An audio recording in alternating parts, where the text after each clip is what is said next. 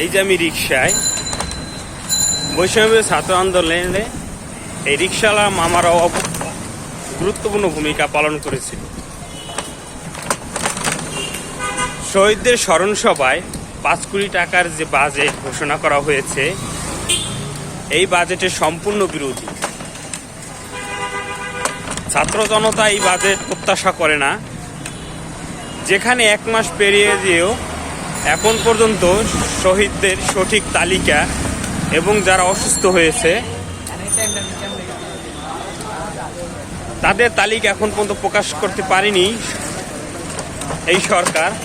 সেদিক থেকে এই সরকার এই আন্দোলনে যারা আত্মত্যাগ স্বীকার করেছে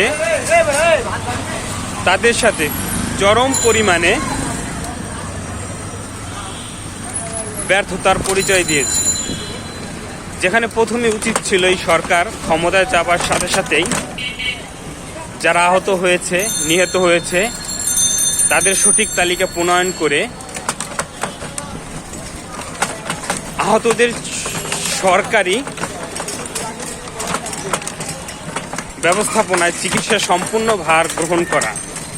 সেখানে সেটা না করে আমরা দেখতে পাচ্ছি বিগত সরকারের সেই স্বৈরশাসক সরকারের আমলের মতো নেই। যেরকম আমরা দেখতে পেয়েছি পদ্মা সেতু উদ্বোধনের জন্য কোটি কোটি টাকার বাজেট, সেই একই রকম শহীদদের স্মরণ সভা উপলক্ষে 5 কোটি টাকার বাজেট একই উদ্দেশ্য বহন করে। শত শত ভাইয়েরা আহত হয়ে হাসপাতালের বারান্দায় কাতরাচ্ছে, আর তারা জেলায় জেলায় ঘুরে বেড়াচ্ছে। ত্রাণের যে টাকাগুলি তারা উঠিয়েছে সেটারও এখন পর্যন্ত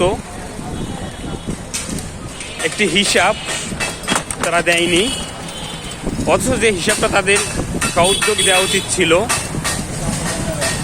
প্রথম আলোর একটা রিপোর্টে দেখা গেছে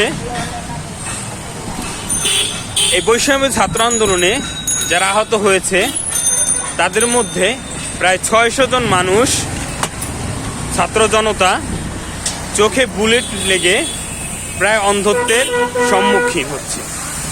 তাদের সুষ্ঠু চিকিৎসা দরকার, প্রয়োজনে তাদের বিদেশে নেওয়া দরকার, অথচ সেগুলি না করে তারা 5 কোটি টাকার বাজেট ঘোষণা করেছে স্মরণ সভা। এটা চরম বিরোধী। এরকম বাজেট, এরকম উদ্যোগ আমরা সাধারণ ছাত্র জনতা বৈষম্য ছাত্র আন্দোলনে যারা নেতৃত্বস্থানীয় ছিল তাদের কাছ থেকে প্রত্যাশা করি না, এবং যারা এই সরকারে আছে তাদের কাছ থেকে আমরা প্রত্যাশা করি না।